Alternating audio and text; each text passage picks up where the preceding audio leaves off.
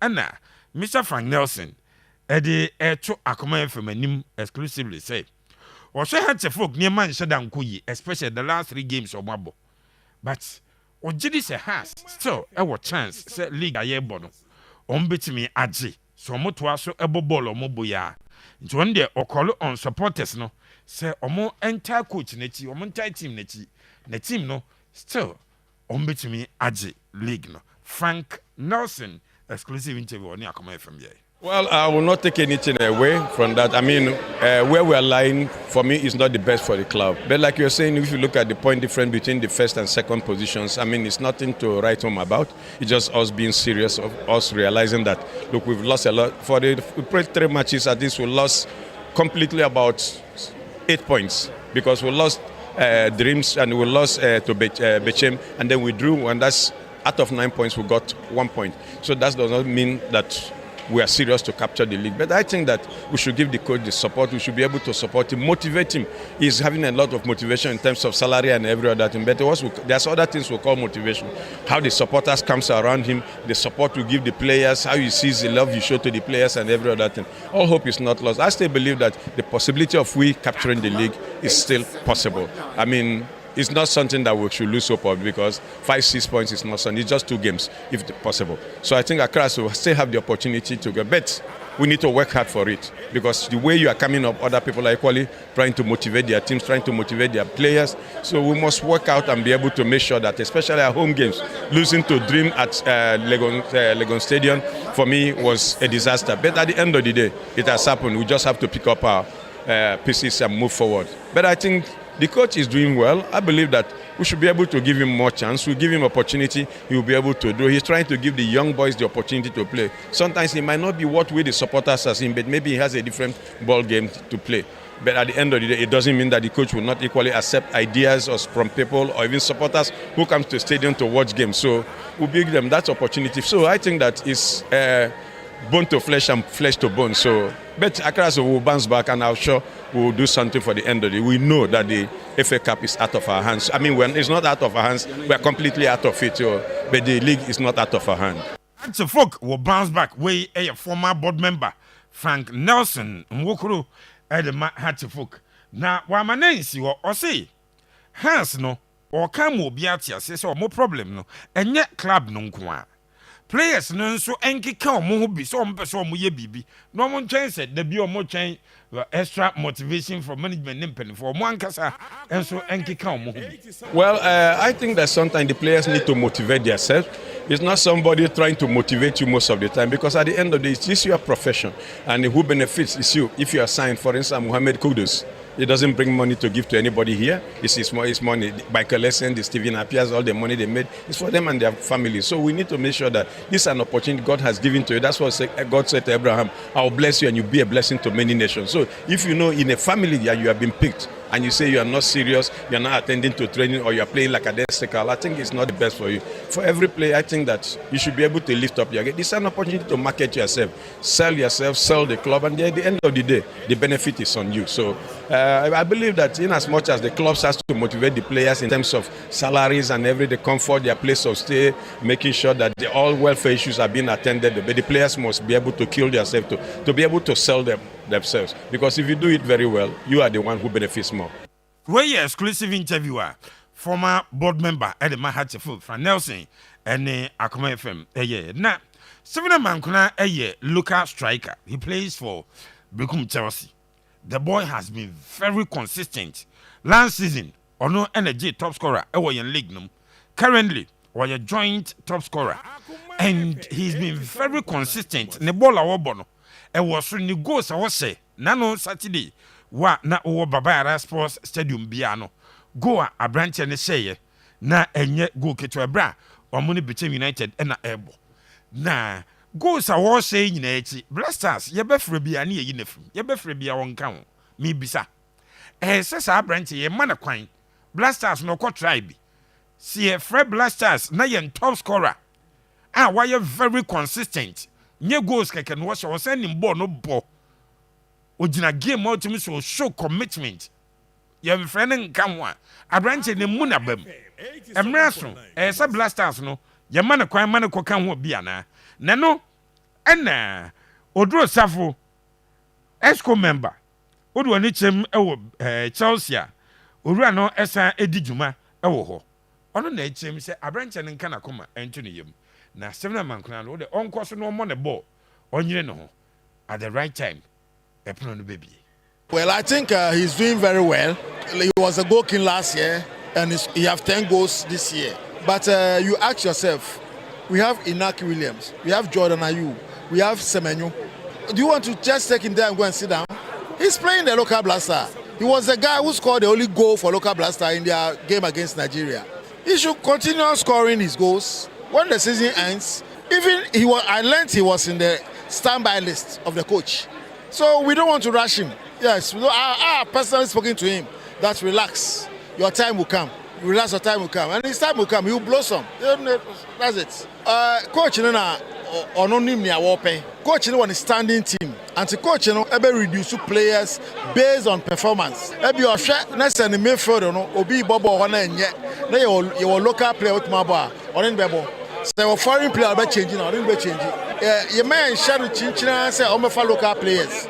I don't sign to that. Hey, Nana Odro Safo, board member and ESCO member, Oko Chelsea, or a board member or ESCO member. Pepe, Abranche Yasemi Nami Bisa say he's been very consistent over the years. Who deserve Blasters call up. And Frank Nelson, so some more there to Jaffa Hatchifoko. And Sani Abba with 21 games. Medasi na Frank Nelson wokolo has no omo bia na mso mobam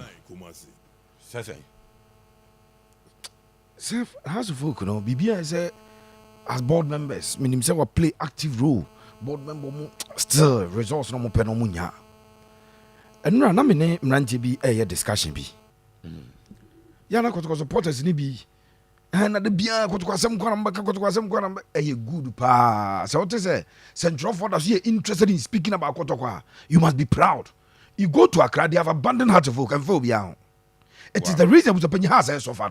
They said the open my house and the players got 3-4 months. The radio stations among ground you almost pause on our topic and just topic. But me assure Kotoko pay a pound 2 weeks about topic of Kruma. Kotoko training grounds BBC or a topic of Kruma. Kotoko Nanwa.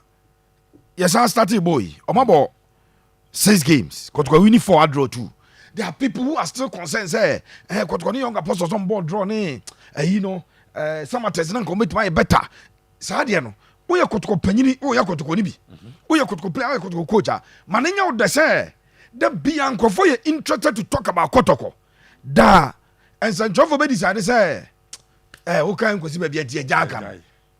We should go to Accra, and quote sports programs. Has a folk a topical issue. I'm going to 2 or more discuss it. And then mpanyi fo no mo ha asem zabanyi pressure bia na no so team ni say be koyo senko yo bia kra nka supporters na nka sa ba mabu wow and has to folk make numbers do say oh the Accra Sports Stadium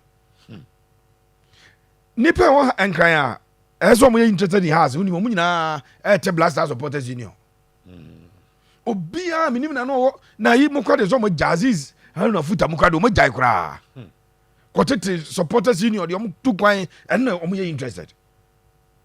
It was a penny no kwasam sa house asem no. Na usually table no so ahom. E mo adwe bi say as a house are not bad. Yes.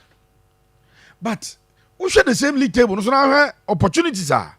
Esa ka house e dia climbing so a ni nyina atwam ko. So this is the league table. How to focus as we speak. 3rd position. Yeah. With 37 points. As at Goldstars, Enyamoye, Anomo 41, no Nanka Kotoko, 42, no difference near 5. And then Goldstars winning. Goldstars win, no, Ediomo 44 points. So between Goldstars and Hartlepool, no, okay. Ubenya almost how many points? About 7 points difference. About that Goldstars and Hartlepool, no. Enti, a certain. He be say, oh, as a house in too far off the top. Hey, almost 5 points a pet. And he has in too far off the top. But no question was a penny consistently. Has results also and Mawa was even when the top teams omo dan so no air for tano has ba betwam akọ. Omo last 3 games you cried there nya kra. So the last 3 games the Kotoko enya 5 points. Yes. Or draw e was Samates. And or draw e was Young Apostles. And was Baseke. Ti Kotoko enya 5. Yeah. And Kesa fan is Kotoko drop 4 points because out of 9 no Kotoko enya 5 to drop 4. Yes. So if has GG points rank has to me ebe kate gab na be Kotoko. Yes. But Kotoko airdrop 4 points in the 9 points. 5 no. Now to folk airdrop it mako 8 apeke 1. Omunya a draw. To 1 point that has apeke e obi bi ani. Out of possible 9 points they picked 1. Eti Kotoko do anim. Kotoko no airdrop points no mako 9. Apeke enum. Enka wona wo dey kire na say wo punish Kotoko for dropping points awọ Samates any or dropping points awọ wenchi no. Has ni mom airdrop 8 it will drop more than the ono ada wanim no. Same period no bibi any Goldstars airdrop points. Yes. Ono ko share baseke eno o draw baako eno lusu baako eti Goldstars so o drop o lusu game no drop 3 points no eno ball draw has into ono airdrop 5 apk 4 enka Goldstars no that has anim no airdrop 5 points apk 4 no esa ka has besa no but has drop 8. Wow. Over Pando out of Lions are within that same period out of 9 points Pando out of Lions Abusia or drop 6 apk 3 olusu home games obekaya Yeah. elusu away game ena o share baako home no baako it onya 3 points a drop 6 6 points but has of folk a drop 8 enya 1 it was ano. Wow. So that has been the consistent story of Hatchfolk. Usha had na say say omoni top nemu nwa. Usha has on the top nemu nwa.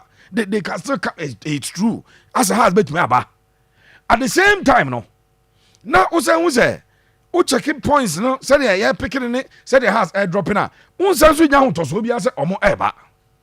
Has what 37 points. Yes. Or more. And a Goldstars about Goldstars were 44. Yeah. Which between has ne Goldstars 7 points. Se Kotoko ewi near Kotoko ever 45.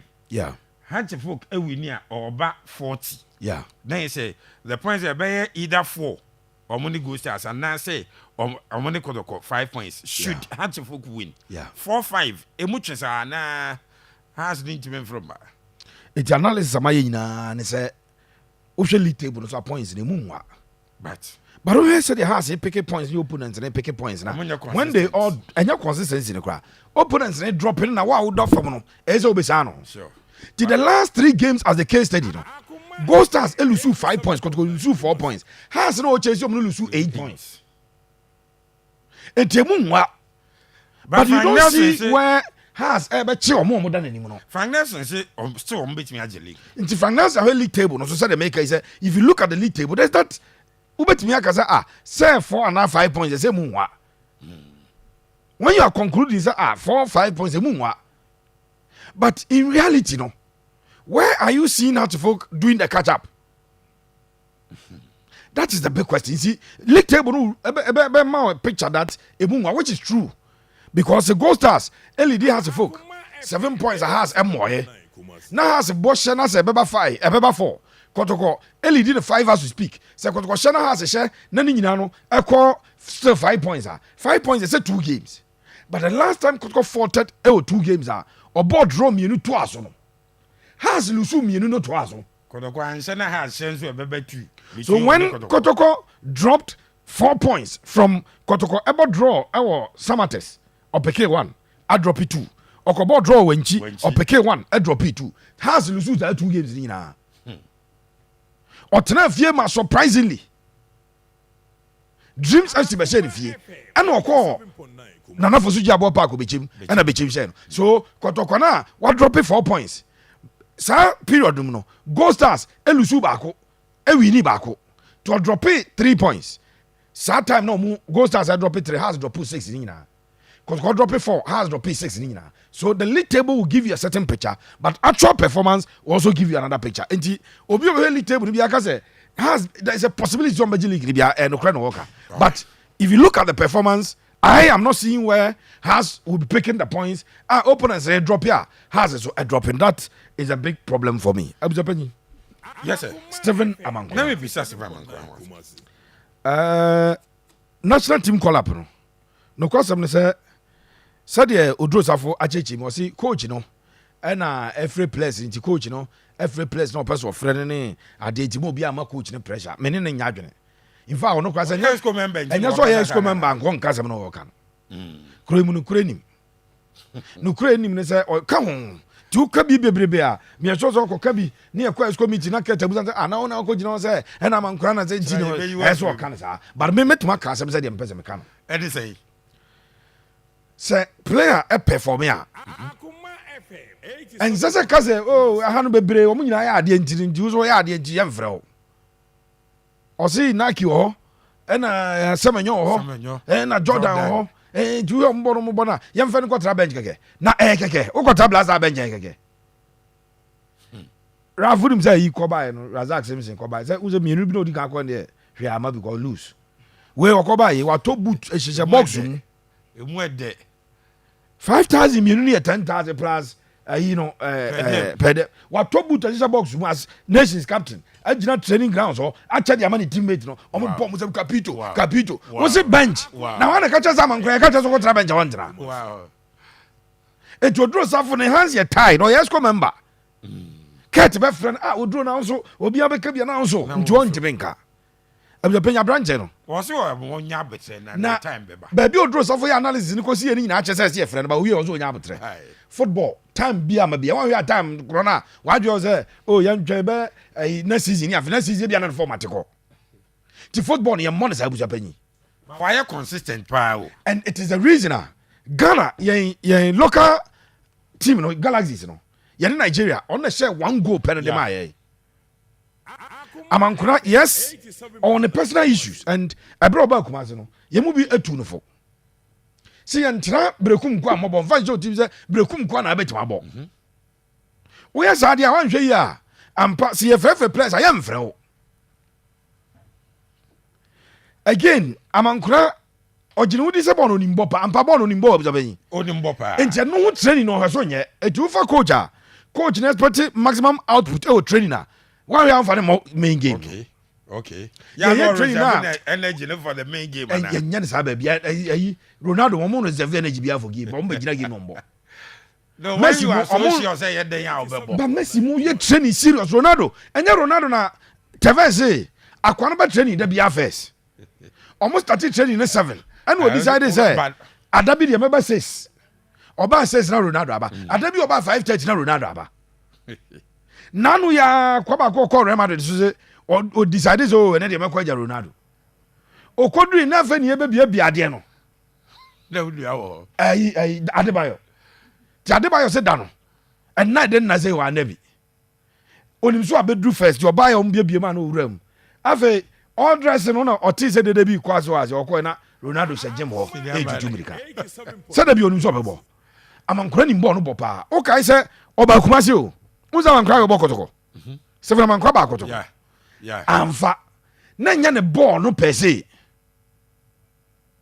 Kumasi no oba na Kotoko no bebo na amfa na nya ball no se Amankona ni ball no bo na mostly to do with the attitude attitude towards training as a coach no stretch here do ball there e jinam e bebo o de jai ni enko ball obo match na woman instructions as German you jai na me am mo me she ye nya ne sa o ba bia buza panyi say Ronaldo mo ye from mo ayi Messi mo ye from mo instructions enti and no ya the problem but in spite of all of that last season's goal king this season or tie out the top of the goal scoring chart or share goals important goals none of hat-trick bekum Chelsea game none of hat-trick enti say oma chance to some of the players na ball yam Black Galaxies na Euro Black Stars ni ma Kamadi Mahmoud ebo Black Galaxies none of Black Stars call up no account Razak Simpson goalkeeper Benjamin Asare omo nyina no mo members of the Black Galaxies team no enti say Stephen Amankona a member of the Black Galaxies na se penyin mo de mo no wasora why not and say you know say onko transfer keke because we bond there ɛyi nyaka yɛfrɛ goalkeeper no Benjamin Asare. si ebusa ya Oduro Safa ko because yɛmfrɛ no kɔkya ntɛ kɛkɛ ɛne ɛma manafo mɛdam mmra saa yɛbɛfrɛ no wode yɛfrɛ no sɛ wokɔtena nkyɛn but wokɔ no opportunity ba na biribi si na ɛsɛ wobɔ bi no atumi bɔ a sɛ ne waka team no mu enti I disagree with him. Amankona deserve a Black Stars call up na meka kyɛ ɔnyɛ ɔno nko a Patrick Kasiedu of Kotoko deserve Black Stars call up. Okay. Wokɔ na sɛ na sɛ wode ɔmo ayi ne compare dia sɛ wode saa deɛ no compare dia womfrɛ ɔmo da because Inaki bɔ Spanish La Liga wobɔ Ghana Premier League nti hɔ no ɛnsɛ sɛ yɛfrɛ wo ɛyi Benjamin Asare da ha se folk na no ayi kɔ atizigi da yi wɔsa kɔ da ɔmo league no ne rating 8.0 the rating in the game out of 10 onya 8 ɛbɛrɛ na de saa ratings ne Swiss League na compare Ghana Premier League na but Asare anam eti megidi sɛ abranche na wɔke but saa dwene na ɛhyɛ obi tirim sɛ Rafa ya de ba de ne time ba na season bia na season no one pick saa form no reward the person's output today so next time the form no nya no one friend obi abɛtia sɛ but one friend na aka sɛ actually your time will come time bɛyi na mɛ Pepe mi da se Seraph Frank Nelson wokoro ɛsɛ hatch folk still need that so also mbetimi agye league no ɛna mebisa Semina Amankona asɛm a Oduro Safa se wɔ ntwɛn ne time bɛba na strikers ɛwɔ hɔ no yɛ too good see ɛbɛfrɛ na mathematically hatch folk betimi agye league but realistically difficult now well has situation just say omo that has a very bad run and sana has to me agile because omunya said na Pepe omunya bad run for has ntimi antiki advantage. Yeah, so it becomes a bit difficult because has team a young team I put it together omo exceed the expectations. And coach ni ambition bia so obege league problem ba ko pa e wo ho no ambitions coach na Frank Nelson is supporters nya abutre man coach na ambition will be but or political no obi ko be coach mbaje o se or political because on management sing the same tune omunyina adwen ko benkro mu omunyina obi atene yonko ase in fact coach we one of the in recent times heart management is so comfortable with him obi am pressure the yam nwanwa say even under Samuel board e bra na all winning games e bra na all winning trophies mo na onya omo catch on say and yet the kind of ball or more person or more bono that's what they told him but this man omo nya botra mano omo pressure or incite supporters against him so nyame nwanwa say all band bro what study how to folk terrain na who said your house wo ye omo a obetimi keep you adwuma and that's exactly what he's doing but realistically how to folk about 23 games were 37 points averagely it is 87.9 no difficult to win a league by this. I mean, sure there. In 23 games, has shed 20 goals. I conceded 13 goals. Now, so about 23 games. Now, I shed 20 goals. Now, about 23 games. Now, about averagely has into me one goal per game. Now, see such a team, Angelica. Now, a reflection of said a league in it here. Very, very low standard because Haas is not scoring. And the concession there 13 or my consider 13 but so about 23 games I share 20 goals there. We won't mean for Angelic. In 69 points and I had to vote pick it. And out of 69 points I has I pick him with 37. Very and good enough. Almost like half. Low half share. Yes. 5 points in a football game. So no, almost like half. 5 games now. So realistically, more than half. But has a folk win and yet. So only maybe has a free banner and yet disappointment to them because one has an investment in player quality. To me, nations for now the you try justify 53.6%. 53. So it's almost like how much has. So realistically, so has investment has a year of player and a year just nations footballers in nations. And when you do that, it will take you a bit of time and sound well to me. For me, Hearts of Oak supporters na who expect say Hearts in G League.